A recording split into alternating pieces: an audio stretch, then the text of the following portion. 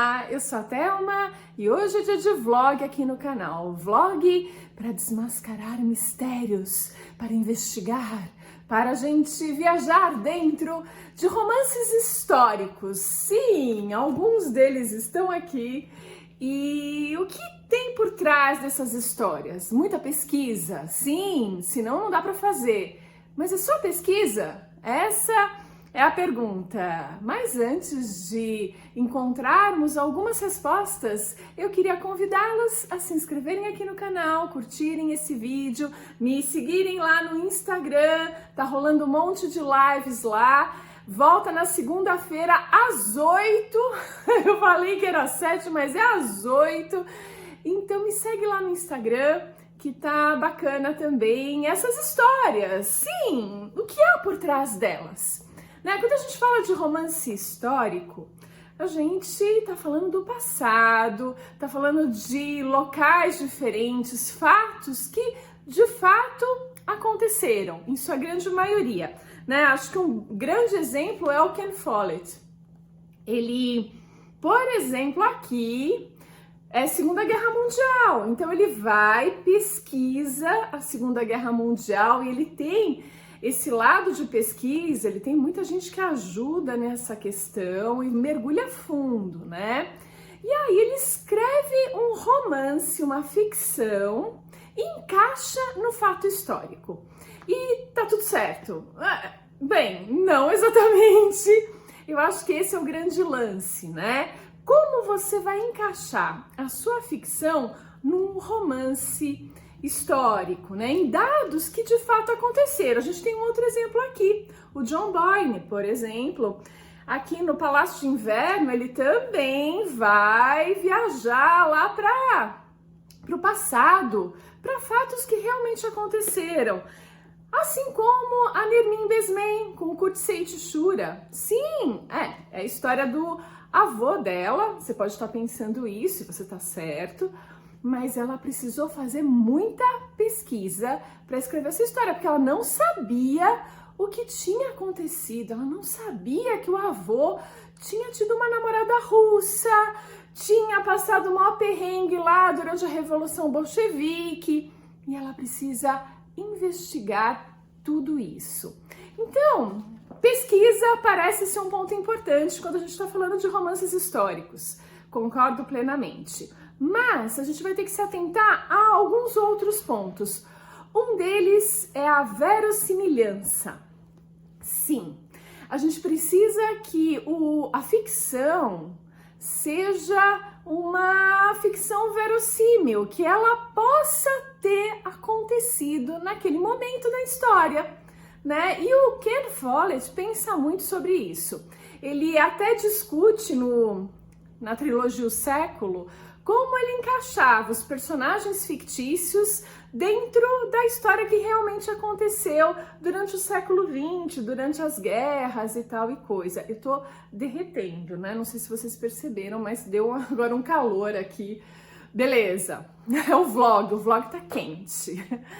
O que ele faz, gente, é analisar os personagens verdadeiros, levantar os dados históricos, criar a ficção dele, e ele só permite que haja um diálogo entre fictícios e verdadeiros que pudesse ter ocorrido de fato, né? Tem que ter alguma base no passado que nos indique que aquela conversa, aquele assunto poderia ter sido aventado naquela conversa.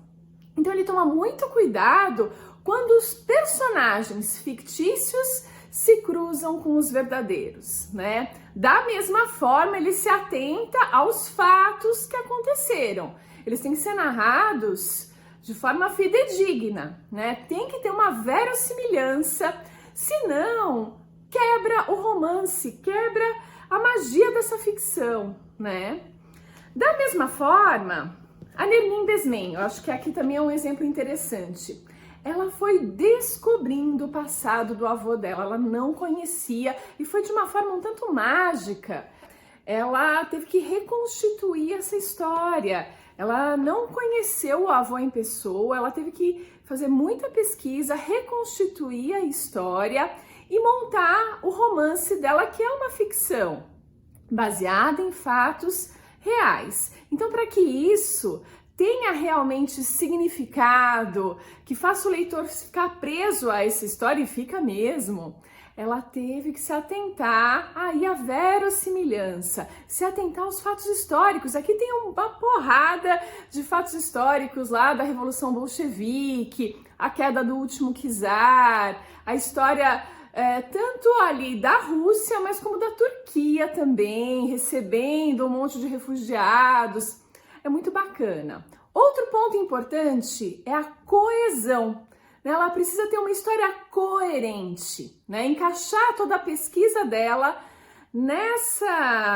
nesses fatos históricos e fictícios, com coesão, né? E isso vale também para o Ken Follett. E aqui a gente tem um outro exemplo. O Palácio de Inverno vai usar também a Revolução Bolchevique como pano de fundo bem discreto. Aqui o John Boyne, ele usou uma liberdade poética maior, né? Ele tem mais ficção, ele cria mais história dentro de um quadro histórico pré-existente. Também existe essa possibilidade, né? O detalhe é que tem que ter coesão e tem que ter verossimilhança. Então, todos os componentes dessa história, narrada aí dia a dia dos personagens, precisa se atentar à vida real. O que aconteceria? Como seria? Esses fatos vão trazendo verdade à ficção. E tudo de uma forma muito coerente, muito integrada em todo esse pacote. Senão não funciona, né? É bem interessante isso, a gente notar isso. Pois é, então, na semana que vem, lá no Instagram, eu vou fazer mais 3 lives, o desafio continua e a ideia é falar um pouco desses bastidores. Já na segunda-feira, às 20 horas, eu vou falar dos bastidores desses livros que gostam de ir lá para a Revolução Russa, que foram lá para a Rússia do começo do século passado, quando caiu o último czar.